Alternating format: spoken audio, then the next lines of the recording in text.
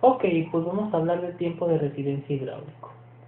Generalmente muchas plantas de tratamiento de fluidos no tienen la eficiencia esperada por deficiencias hidráulicas que pueden ocasionar diferentes distribuciones del flujo capaces de afectar los periodos de retención del líquido en las columnas de extracción.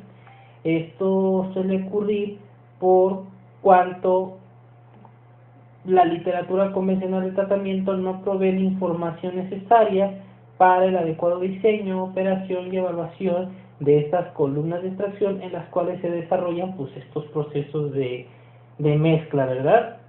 La finalidad del presente tutorial viene siendo analizar esos periodos y tiempos de retención de las unidades de pretratamiento, tanto para una mezcla como una floculación y sedimentación, y determinar en base a esto las características de flujo que en ellos se producen.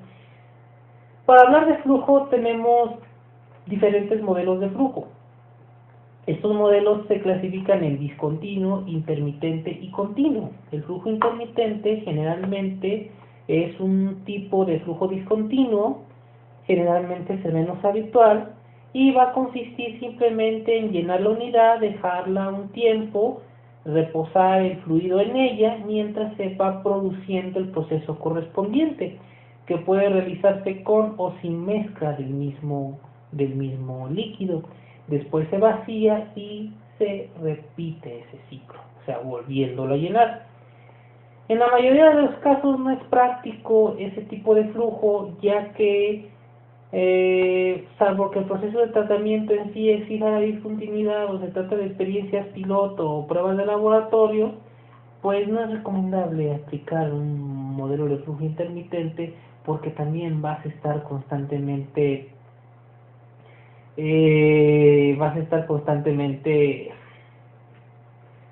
invirtiendo reactivos y esto va a repercutir en la economía.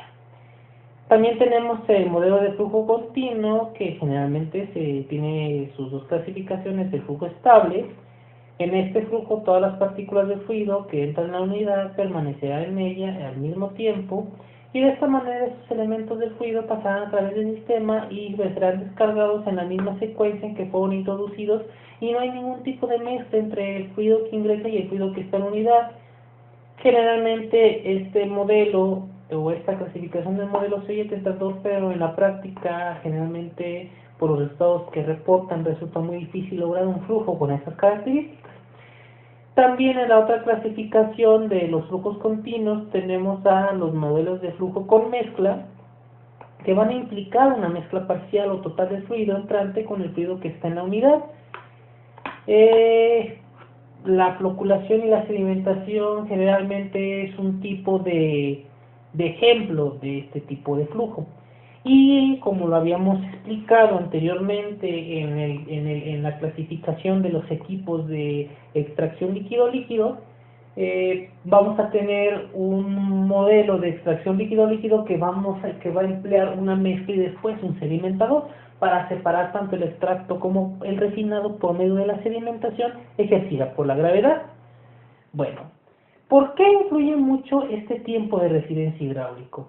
Bueno, generalmente se emplea mucho en el diseño de las columnas utilizadas en plantas de tratamiento de productos o de soluciones, donde el parámetro para determinar este tipo de tiempo se le conoce como tiempo periodo de retención, puesto que estas operaciones y procesos ocurren en general de manera muy lenta, tal como se señala en muchos casos. De hecho en las mismas fábricas ustedes pueden llegar a ver un mapa del proceso y van a ver que el tiempo de retención es mucho mayor que otros tiempos de producción de producción del producto, y es necesario un periodo de reacción largo o un periodo de contacto largo para lograr la transferencia y que se produzcan los cambios deseados sin que se consuma mucho tiempo en ello.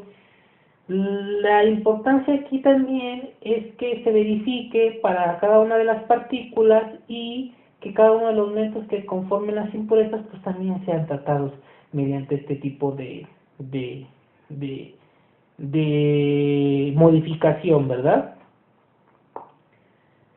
Bueno, lo más importante es que la permanencia es un concepto que se trata mucho en el tiempo de residencia hidráulico y se refiere al tiempo que tardaría una partícula cualquiera del fluido en entrar y salir de la unidad en el caso en que todas las partículas del fluido evolucionaran en la misma forma dentro de esa unidad. Cabe señalar que el caso correspondería a un flujo estable ideal. En la práctica, pues vamos a encontrar con mucha dificultad que ocurra este tipo de fenómenos, ya que las condiciones hidráulicas del flujo, tanto regiones como puertas, como corrientes de inercia, como cortocircuitos, etcétera, imposibilitan estas condiciones de flujo estable y generalmente también afectan la magnitud de la permanencia, lo cual no hace que esta magnitud sea constante, sino variable. ¿De acuerdo? Entonces, en las columnas de extracción, el tiempo de retención comúnmente suele ser distinto para las diferentes fracciones de volumen que van a entrar en el tiempo t igual a 0, por lo tanto es necesario considerar mucho la distribución del tiempo de retención dentro de la columna para así poder conocer la forma como tiene que quedar sometida la sustancia líquida en un determinado tratamiento. ¿Por qué razón se hace mucho hincapié en esto? Porque generalmente ha pasado en otras experiencias que meten a tratar una mezcla para separarla y resulta que el flujo juega un factor en contra. Por esa razón es importante la retención, porque podemos nosotros esperar un extracto o un refinado determinado con determinadas composiciones, de repente se nos forma un producto no deseado. De hecho, la importancia de este factor que estamos estudiando, que es el tiempo de residencia hidráulico, es para evitar ese tipo de sustancias o mezclas no deseadas. ¿De acuerdo? Generalmente la importancia con mayor peso en este tipo de periodos es en la eficiencia de la unidad, tanto de floculación como de sedimentación, que estas eficiencias demuestran los resultados de evaluación de una planta de tratamiento que abastecerá de reactivos suficientes a, como tal, la fabricación de producto, ¿verdad? Y analizando por último que este tiempo de retención debe de presentar una curva gradiente o un gradiente de velocidad, se tendrá que hay una máxima eficiencia en el 95% que se vienen dando a los 15 minutos de retención.